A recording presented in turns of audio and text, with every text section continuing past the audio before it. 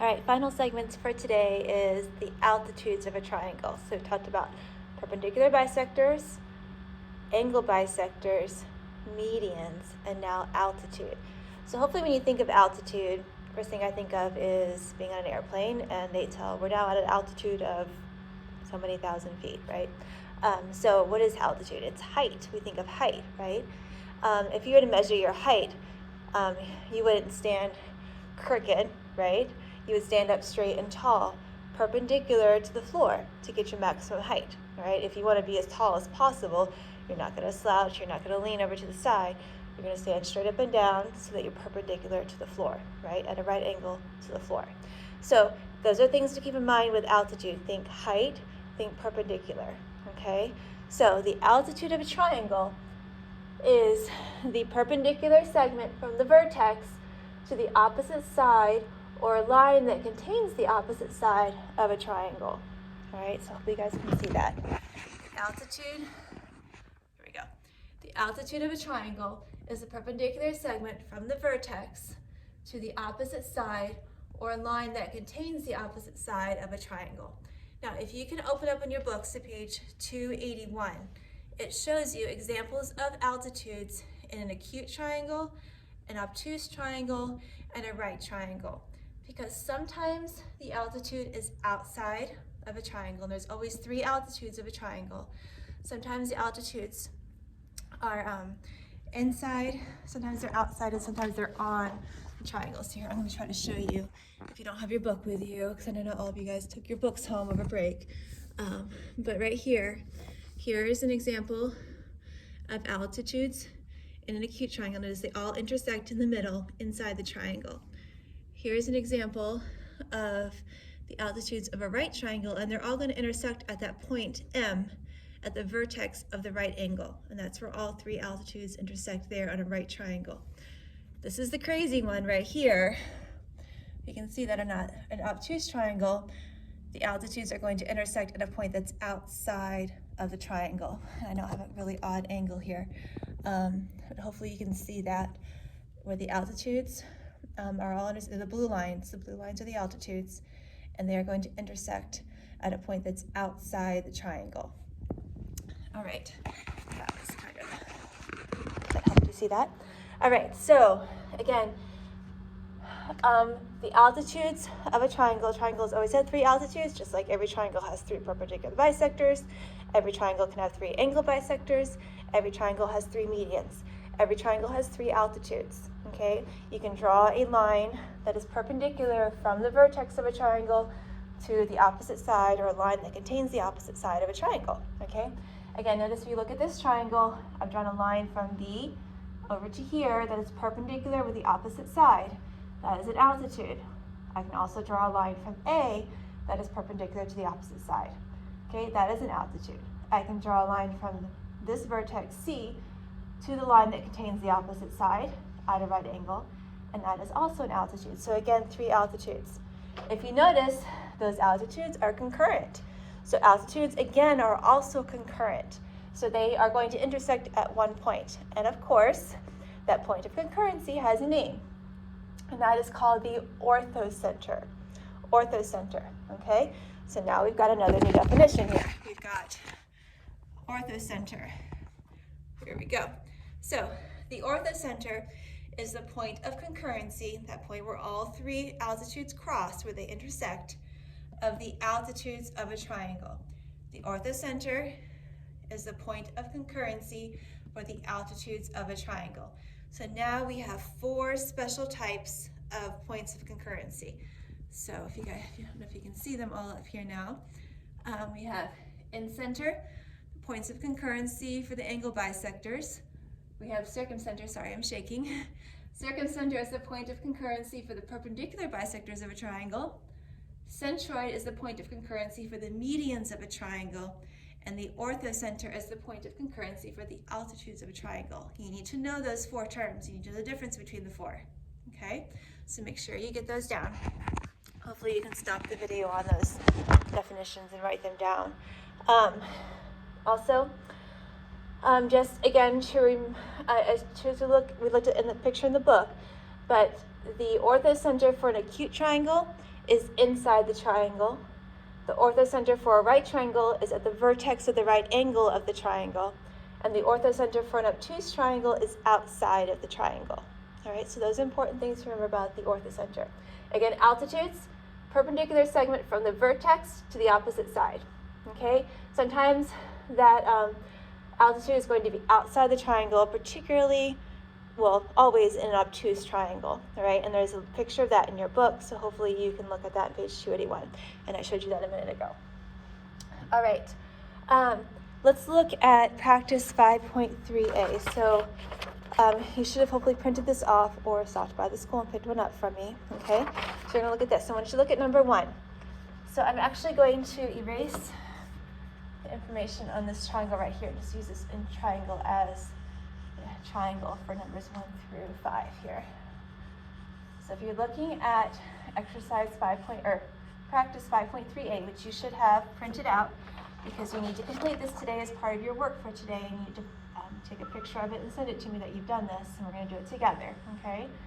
So they've given you a triangle, A, B, C, and then they have D here, okay? Point D. The directions say, use the diagram shown and the given information to decide in each case whether AD here, segment AD, is either a perpendicular bisector, an angle bisector, a median, or an altitude of triangle ABC. So they've given you information for each particular circumstance, and they're all individual. We're not going to combine them. They don't apply to other numbers. Okay, so number 1 just says that DB is congruent to DC. All right, so we know that this is congruent to this. So if we know that, what is AD? Okay, we notice it goes from the vertex and to the midpoint of the opposite side because it divides this 2 in half. Doesn't meet at a right angle, so it can't be a perpendicular bisector. It's not an altitude because there's no right angle either, okay? So that leaves us with angle bisector or median. We don't know anything about the angle here, so it must be the median. If we think about the definition of a median, the median is a segment that goes from the vertex of a triangle to the midpoint of the opposite side, and that's what AD does. So for number 1, that's not a good marker. For number 1, AD equals the median. Okay? So number 2, our given information is different. Number 2, it says that angle BAD is congruent to angle CAD. So now I'm dealing with angles. So I'm going to think about, let's go to angle bisector. Let's think if it could be an angle bisector. What does an angle bisector do? It divides an angle into 2 equal angles. Is AD doing that? Yes. AD is dividing angle BAC into 2 equal angles, angle BAD and DAC, or CAD, however you want to name that one. All right, so in this case, AD is an angle bisector. Okay, so that's number 2. Number 3, it says that DB is congruent to DC, so I'm going to mark that. DB is congruent to DC, but it also says that AD is perpendicular to BC, so now I have a right angle. I think perpendicular, 2 things it could be. It could be an altitude or it could be a perpendicular bisector. So let's see. In this case, I know that it's going from the vertex to the midpoint of the opposite side, and it meets at a right angle. So that means it's going to definitely be a perpendicular bisector. Now, is it also an altitude? Think of an altitude as a perpendicular segment from the vertex to the opposite side, or line that contains the opposite side. It's also, I think it also could be considered an altitude, all right? Because it goes from the vertex and meets the opposite side at a right angle. So it could also be an altitude. Altitude. All right, number 4. If all we know for number 4, all they told us is that AD is perpendicular to BC. If that's all they told us, if they haven't told us that these two are equal, which number 4 does not tell us, then all we know is that it's the altitude. Okay, so for number 4, AD is just the altitude. All right. And number 5, they said that triangle BAD is congruent to triangle CAD. So these two triangles are congruent. All right, so that's the case. That means that this is congruent to this is congruent to this, and this is congruent here, and of course all our angles are congruent too, which means this congruent to here, this and then here, and of course we got 2 right angles there. So if that's the case, is AD a median? Yeah, because it goes from the vertex to the midpoint of the opposite side, because you know that these 2 points are equal, or these 2 segments are equal. Is it an angle bisector? Yes, because AD bisects this angle to 2 equal, I didn't mark that very well, the 2 equal angles, so AD is also angle bisector. Is it a perpendicular bisector? Yes, because it meets the opposite side, it intersects BD at a right angle and it intersects BC at a right angle, and it divides BC into 2 equal parts. So it's a perpendicular bisector, and if it's the perpendicular bisector and it starts at the vertex, it means it's also the altitude. So number 5 is all 4. Okay, it's the median, the angle bisector, perpendicular bisector, and the altitude. All right, so hopefully you guys can see that. Again, we need to know the definitions of a median, angle bisector, perpendicular bisector, and altitude. Okay, so make sure you're getting those down. All right, let's look at number 6 through 10. So number 6 through 10 is going to use that theorem 5.7 that I mentioned earlier. So let's look at this triangle up here. Hopefully you can see it. It's the same one that's on practice 5.3a. It says L is a centroid. So centroid, hopefully that key's in your mind, median. So I know that L right here is my centroid. That means that's the point where the medians intersect. So if I know that's the point where the medians intersect, I know that this line right here divides this side into 2 equal parts, that this line divides this side into 2 equal parts, and that this line divides this side into 2 equal parts. Okay, so I'm going to mark everything that I know. That's why I marked the congruency for each of these sides here, because they were they're medians, and a median goes from the vertex to the midpoint of the opposite side. All right, so that's marked. So you can see that. Let me go ahead and put this closer. So notice I've marked the sides, each side into 2 equal parts, because I know that those are medians that are intersecting those sides. And Q is a median because it goes from the vertex to the midpoint of the opposite side. That means these 2 segments are equal. OR is the median because it goes from the vertex to the midpoint of the opposite side. So I know that these 2 parts, MR is congruent to RN. And then MP is also a median because, so it goes to the midpoint of the opposite side, which means that NP is congruent to PQ. And I know all that because they told me that L is a centroid. And I know that the centroid is the point of concurrency for the medians of a triangle, all right? So again, you have to know the definitions of these terms in order to figure things out about these triangles based on given information. It's really important that you know these definitions. All right, so based on what we know there, let's look at what we can figure out. It says, they've also given us some lengths. So they've told us that MP is 11, that NL is 8, I don't know if you can see that or not, and that ML is 10, okay? So number 6 says, find the length of PO. So PO is from here to here. Well, I already know that PO is congruent to NP. And if NP is 11, then PO equals 11, right? All right, so that's, again, based on my labeling, I can get that right away. Number 7, find the length of MP. So I need to find the length from M to P. All right, so MP, we know based on theorem 5.7, that was that 2/3 one that said that the distance, let me get the writing for that, make sure I say this correctly. All right, so the median of a triangle intersected a point. This point right here is 2/3 the distance from M to P. So I know that ML is 2/3 MP. So ML equals 2/3 MP. If you can see that, hopefully, I wrote that down. All right, that's based on theorem 5.7. All right, I know that ML is 10, so I'm going to replace ML with 10. Use my substitution property there.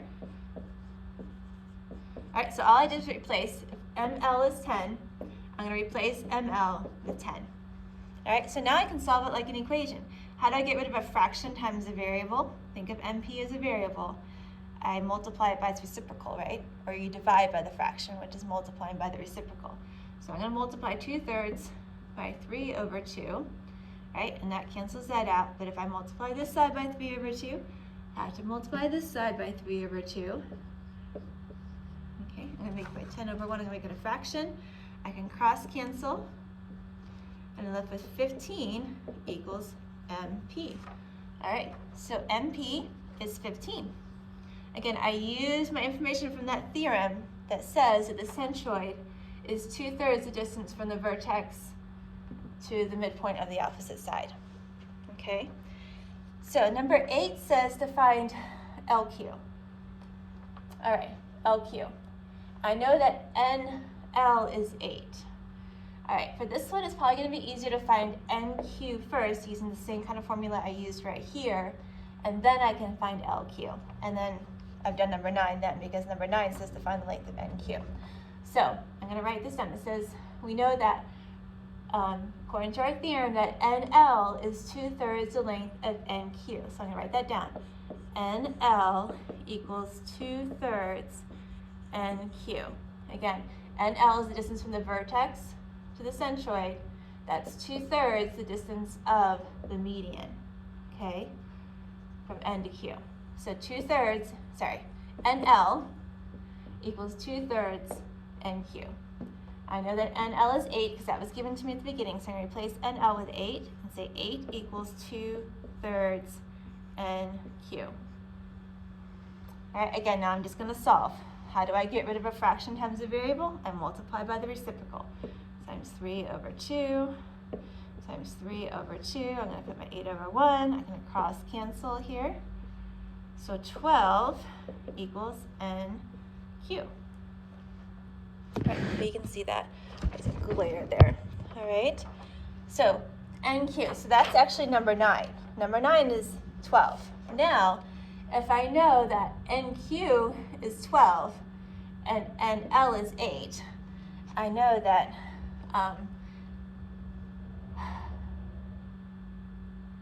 hold on, let me rewrite this again. Over here. So I know that NL plus LQ equals NQ, right? NL, plus LQ, so by segment addition postulate equals NQ. All right, I can add this segment plus this segment to give me the entire segment. I know that NL is 8, because that was given to me.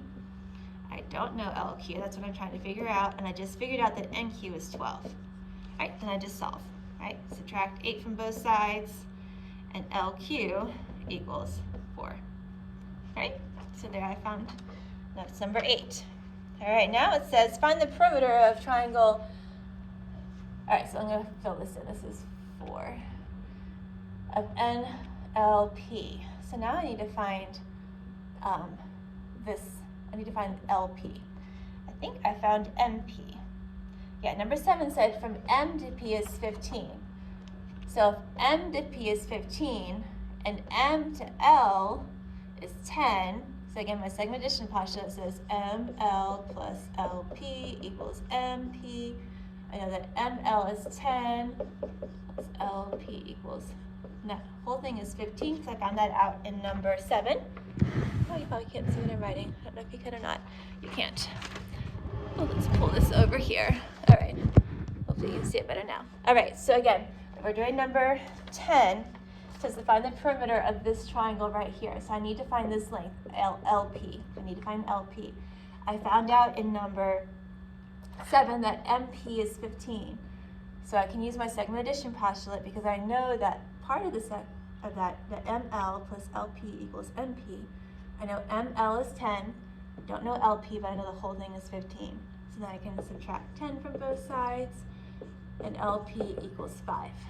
Okay, so now I can find my perimeter by adding those lengths. 8 plus 5 plus 11, and that should be 24. All right, so number 10 is 24. All right, I hope that made sense. We'll get some more practice that tonight in your homework. So I want you to do your homework, and that is listed in Red Web under the homework section. All right, bye guys.